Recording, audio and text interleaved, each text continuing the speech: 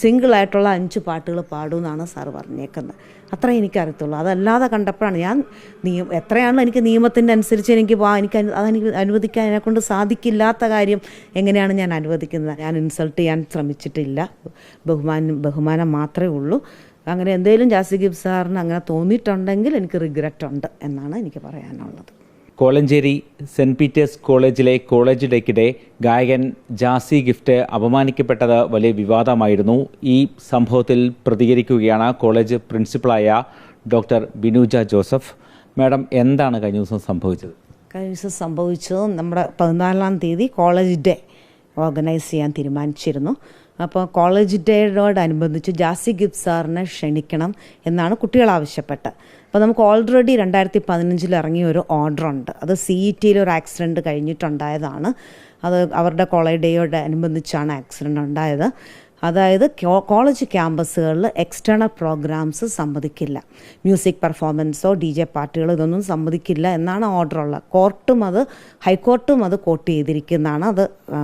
അത് ചെയ്യണം, അത് പ്രാബല്യത്തിൽ വരുത്തണമെന്ന് പറഞ്ഞിരിക്കുന്ന കാര്യമാണ്. അത് കഴിഞ്ഞിട്ടാണ് കുസാറ്റിൽ ആക്സിഡൻറ്റ് ഇങ്ങനെ ഒരു സംഭവം ഉണ്ടാകുന്നതും. അത് കഴിഞ്ഞിട്ട് ഇത് ഒന്നുകൂടെ പേപ്പറിലൊക്കെ വന്നതാണ്, പത്രങ്ങളിൽ കൂടെ എല്ലാം വന്നതാണ് ഈ ഓർഡർ. അത് പോലീസ് പിന്നെയും വിജിലൻ്റായി കുറച്ച് സ്ട്രിക്റ്റായിട്ട് ഇമ്പോസ് ചെയ്തുകൊണ്ടിരിക്കുന്ന ഓർഡറാണ്.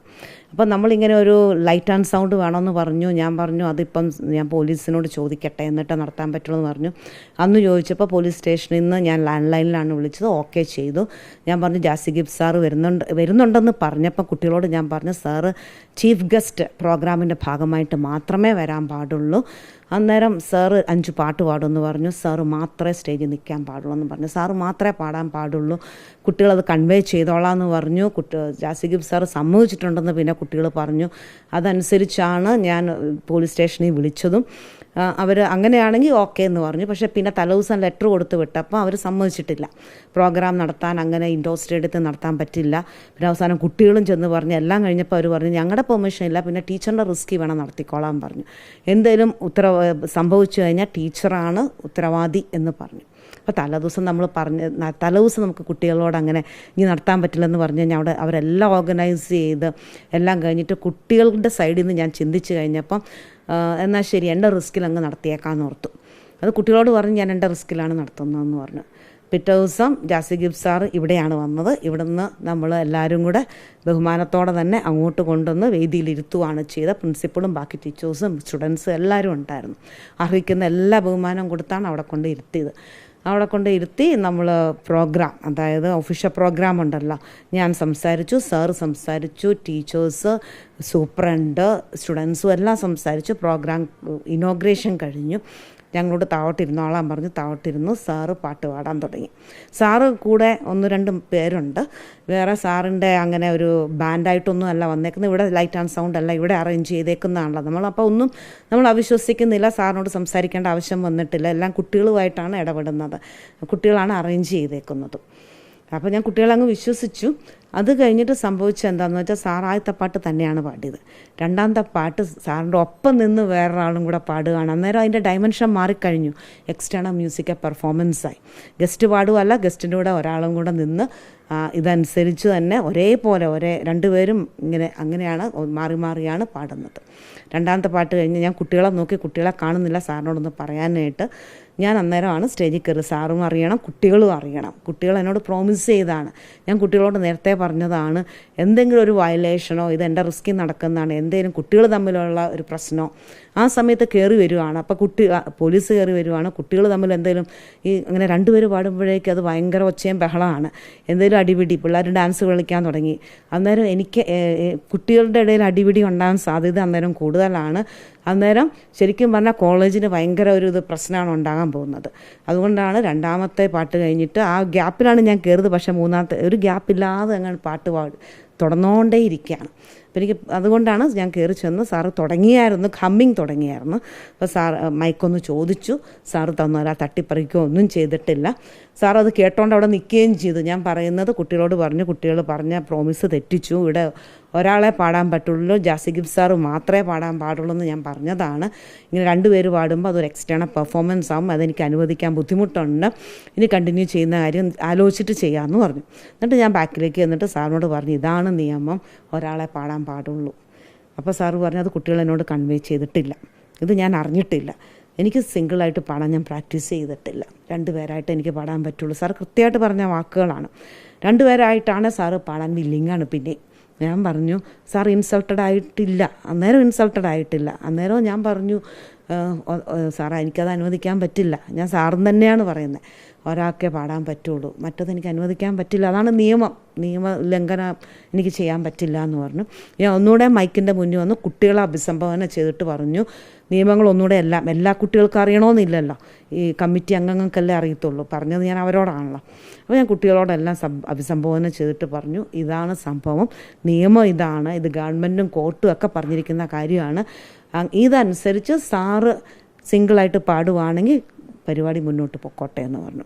പക്ഷേ സാറ് പോവാണ് ചെയ്തത്, കാരണം സാർ അങ്ങനെ പ്രാക്ടീസ് ചെയ്തിട്ടില്ല എന്നാണ് എനിക്ക് മനസ്സിലായേക്കുന്നത്. സാർ എന്നോട് പറഞ്ഞതും അങ്ങനെയാണ്, ഞാൻ അങ്ങനെ പ്രാക്ടീസ് ചെയ്തിട്ടില്ല.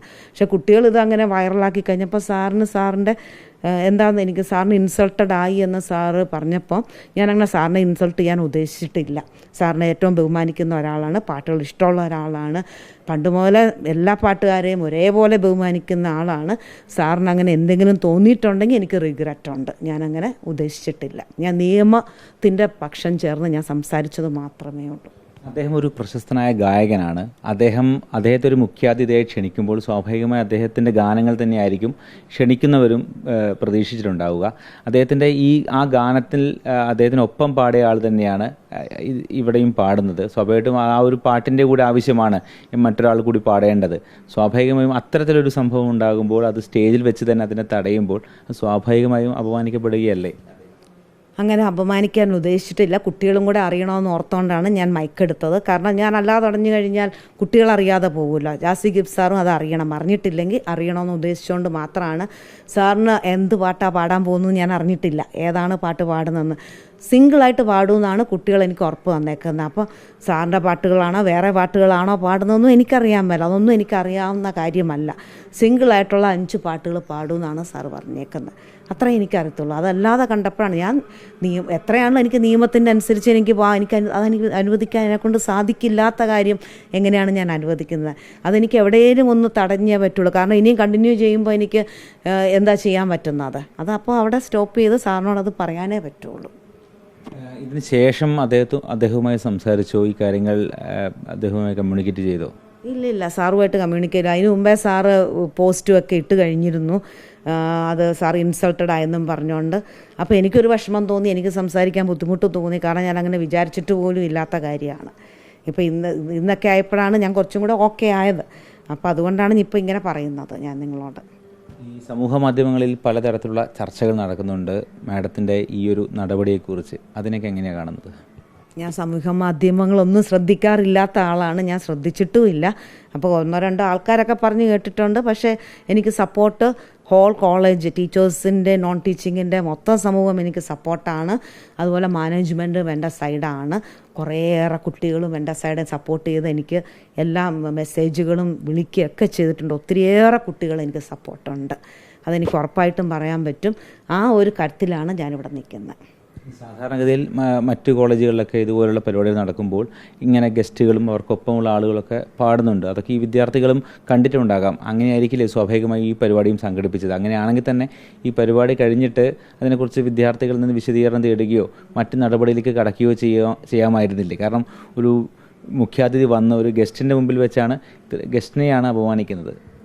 ഞാൻ പറഞ്ഞില്ല, ഗസ്റ്റിനെ അപമാനിക്കാൻ ഉദ്ദേശിച്ചിട്ടില്ല. പിന്നെ ഈ പരിപാടികൾ ഇങ്ങനെ ഈ സമയത്തല്ല തടയേണ്ട, അത് കഴിഞ്ഞിട്ട് വല്ല സംഭവം ഉണ്ടായിക്കഴിഞ്ഞാൽ ഞാൻ തന്നെ, കുട്ടികൾ ഉത്തരം പറയുകയല്ല, ഞാൻ തന്നെ എന്നോടാണ് ചോദിക്കുന്നത്.